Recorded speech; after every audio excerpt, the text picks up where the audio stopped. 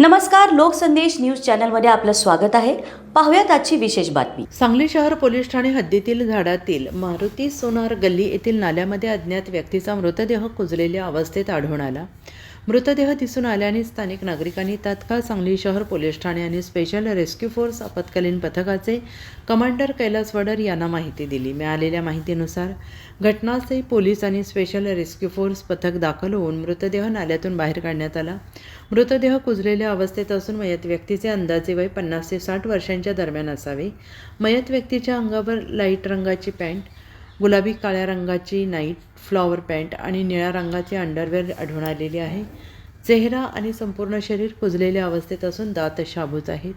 केस पांढऱ्या रंगाचे असून वर्ण सावळा आहे. पुढील तपासासाठी मृतदेह शासकीय रुग्णालय सांगली येथे पाठवण्यात आला असून घटनेचा अधिक तपास सांगली शहर पोलीस ठाण्याच्या वतीने सुरू आहे.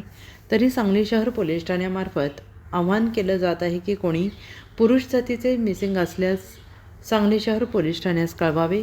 स्पेशल रेस्क्यू फोर्सचे कैलास वडर, सागर जाधव, महेश गव्हाणे, आसिफ मकंदर, आकाश कोलप, कृष्णा हिगाडी तपास करत आहेत.